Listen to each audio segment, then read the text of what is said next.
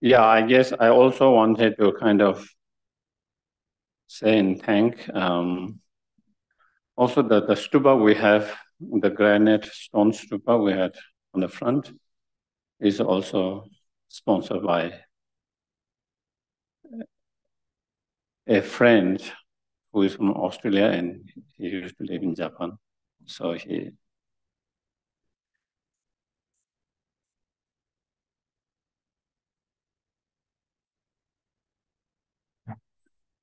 So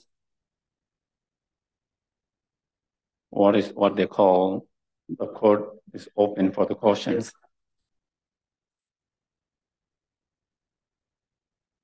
So, yes, please.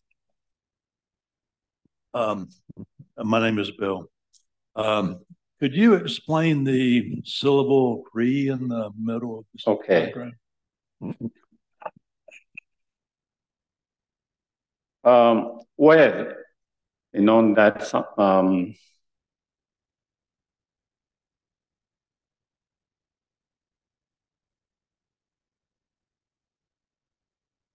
yeah, so we had both the Sanskrit and the English because for some people, if you find too difficult the Sanskrit later because you are not familiar at the moment, you can also just visualize the English too.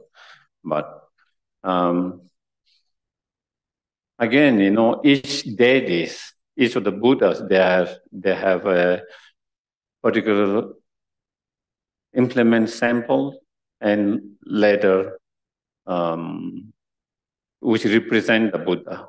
So when you see the Sri syllables, then it is it represents Avalokiteshvara. You know, like Tara, there's Pam. Pam is the for Tara. You know, so different letters. That is.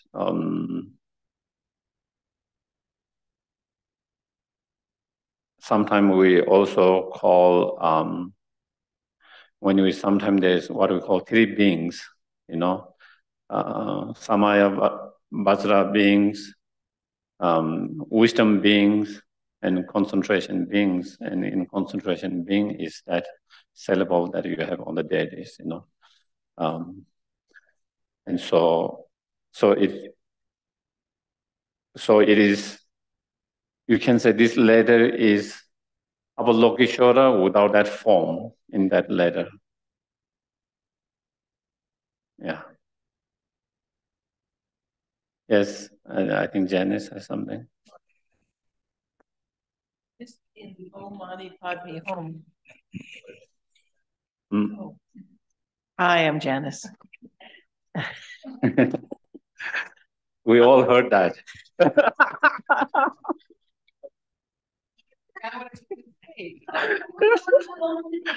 Yes, on the home. On the home. It was spelled with a G, and then the other one was without the G. Is there two different meanings? Yeah, I think in Tibetan, when we pronounce hum, but I think maybe in Sanskrit, sometimes they might pronounce hum. You know, there is mother, like when there's a letter with om, or ma, there is circle, that is the ma. You know, also hum has that, you know, like sun, you know, like the half moon, and on top of that, the sun moon, and then sometimes there's nada, sometimes there's no nada. And so that, sometimes that letter is silent, and sometimes you make that hum, that ma, sometimes is silent, some people is silent, and sometimes they without silent it recites. So I think that's why two versions. Some people seem to hum, but in most of Tibetan they will recite hum, like om ah hum. Yeah, but you do see different sometimes two different versions of translating or writing and pronouncing that way. Yeah. Sorry, Adam, we have a question from Laura from Taos. Laura's question was, Does Om Mani Padme Hum, the 6 syllables, represent the 6 perfections? Mm-hmm. Yes. We didn't go in so much details because I said, when we go through, if you go more details, each of them, Om Mani Padme, it represents 6 perfections. It represents 6 Buddha families. It represents 6 delusions related with the 6 realms. It represents 6 realms themselves. It represents 6 elements. So there is a lot of them. So so at the moment I didn't I keep it more kind of simple and just the main.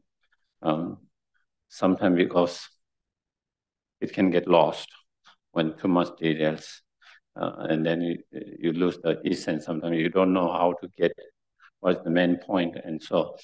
But definitely, also it represents 6 perfection as well. Yeah. Then a follow-up to that, just a quick question. What is the 6th Buddha family? You've got the 5 ones, but there's 5, and then there is another Buddhas. Yeah. Which ones? No, we don't normally say 6 family Buddhas, but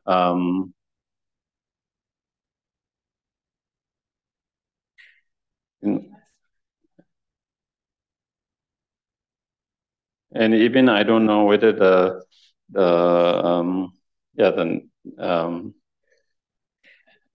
name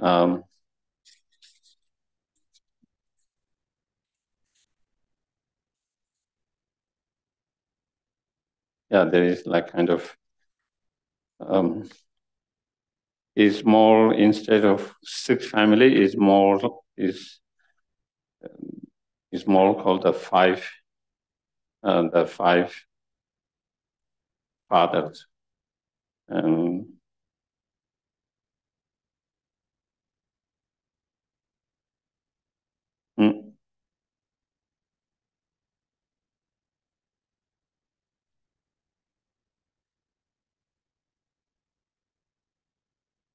Also, I thought there was also the 5 families as well.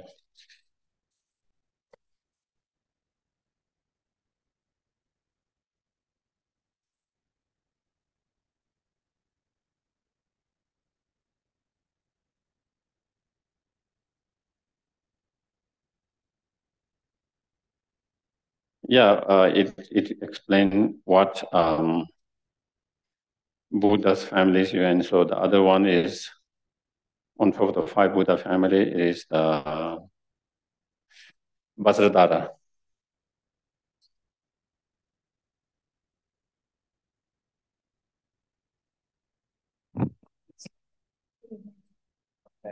My name is Adam. Geshe, I'm wondering if you can just explain what the form of Chenrezig on the painting with 3 faces and holding maybe different objects. Mm-hmm.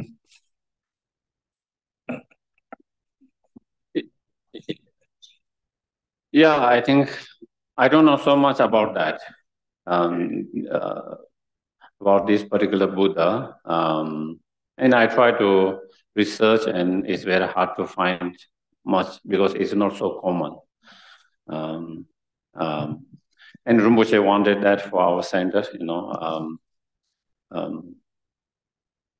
I wanted the Buddha Shakyamuni, big Buddha Shakyamuni. But when we checked with the Lama Sopa Rinpoche, and Rinpoche did observations, definitions, and Rinpoche advised Amoka Pasha. And Amoka Pasha is a form of another form of Chenrezig. And when I research it, or when I try to find a little more about them, it seems to be a little bit more they might have practiced in, I don't know, in Chinese Buddhism or Japanese, one of them. I think maybe Chinese Buddhism, there seems to be some sadhanas practice. But I personally couldn't find so much when Rinpoche advised us to have this, so I wanted to know about that. And so I was trying to find more information about that. And so, of course, like there is the benefit of seeing and purifying all that. There's a lot of that. But apart from that, I didn't find so much information on that. So I don't know much. But when I check it in some other, as I said, it seems like it's another form of Chenrezig, Chenrezig has many forms. And yeah, so unfortunately, I cannot, I couldn't help to answer that question.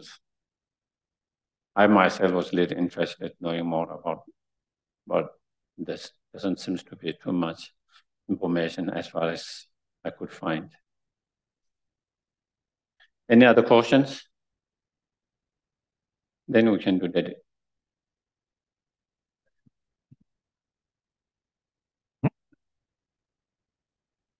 So, okay.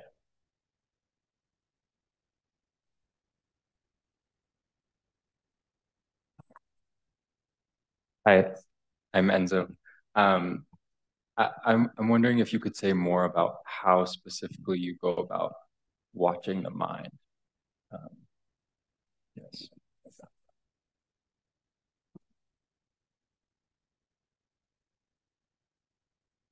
Well, I think there are many different, when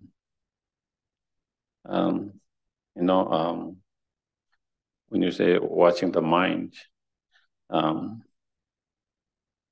there's, practice method or to watch the conventional nature of the mind, the ultimate nature of the mind, the practice, and also in general on our everyday life, and then being more mindful, different state of mind arises at different time in different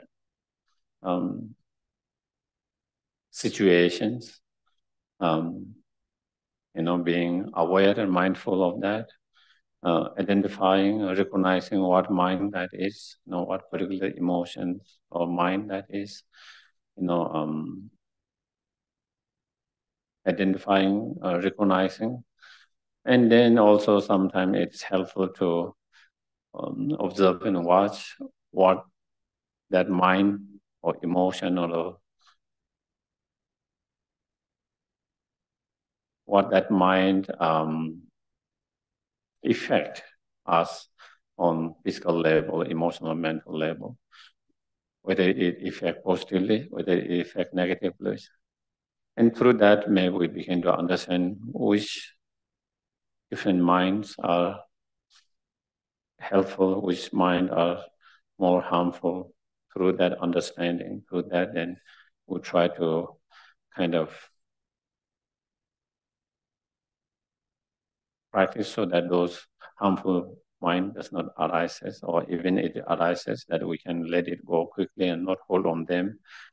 And those positive minds, then we try to cultivate and generate. But also we try to learn, aware and mindful, and then not, learning to kind of observe and be mindful and aware, but letting it go and not to hold on them. And if you don't hold on them, especially those negative thoughts, feelings, then we don't have to suffer so much, or we don't have to be influenced by those negative thoughts for a long time. It just arises, and we learn to observe, be aware, and let it go without holding on them. And so that is what we can try to do in every day, be mindful and aware of different thoughts, emotions, feelings, and recognizing those different thoughts, feelings, emotions, mind. Whenever it arises, recognizing, at the same time not holding, letting and grasping and holding on that. And so that is one way that we can kind of watch our mind. And then in terms of going more deeper, then as I mentioned, as we try to do a little bit during the meditations, and as we discussed as to the true nature of the mind, sometimes it's hard to recognize the true nature of the mind because it's always seems like always obscured by those clouds of conceptions, thoughts, and so it seems like the sky is always obscure, and sometimes it's hard to see that obscure when there is no more that obscuration than the nature of the sky. So in that way, we try to, in our practice meditation, we try to settle down or stop having any thoughts, not letting our mind to run in after the past thought, not letting about fear, where it is, thought of fear, where it is, expectations of the futures, So if we are able to stop all those thoughts of past and present, the mind that either going about past or that mind either think of futures, if we are able to bring our mind in moment present and trying to, with that mind, if we are able to watch, and when they are free from that, all these thoughts, different thought conception, then we might be able to see, we will be able to experience and see the nature of the mind. And if we experience and see that nature of the mind, then we can see, experientially, not just intellectually, as is described, but experientially that indeed the fundamental basic nature of our mind is clear and unpolluted. And so once we have that experience, then it can, as I mentioned yesterday, it can give you much more enthusiasm and hope in your practice. So yeah, that's all I can. So yeah, we can recite the list.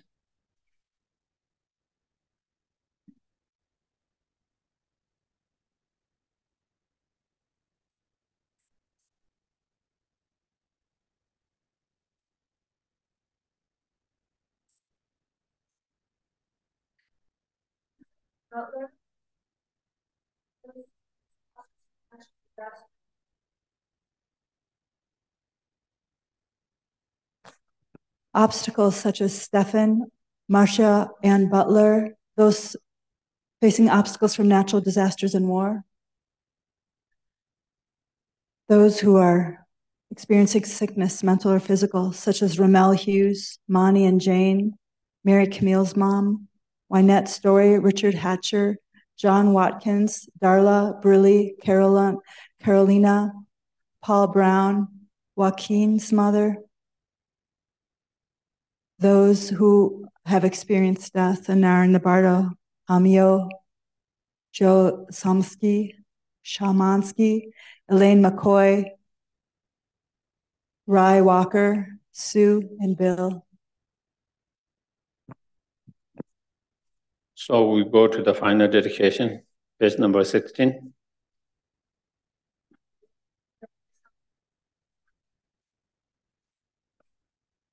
Okay. For Heen and Janice Templeton, Joe Wilhelm, Tierney Sakhil, Vern Gersh, and Cheryl Guy. Okay. Page number 16. Yawadi nyoto ta lama sa je kyo ne do chi kyang ma le pa e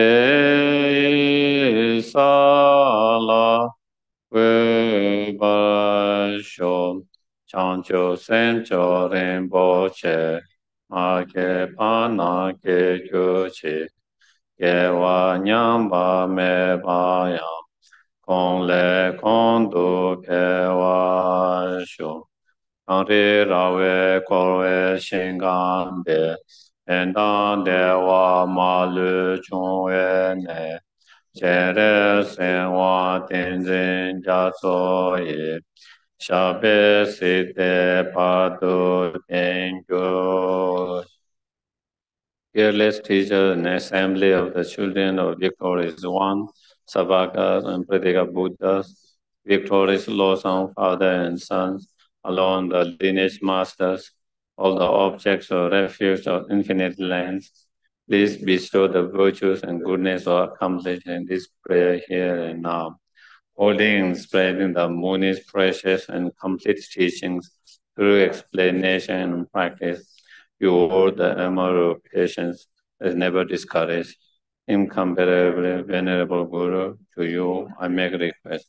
While striving single-pointedly for the sake of victorious one teachings, the sole gateway through which will benefit and happiness emerge, and for all mother sentient beings, suddenly departed to peace, what a great loss.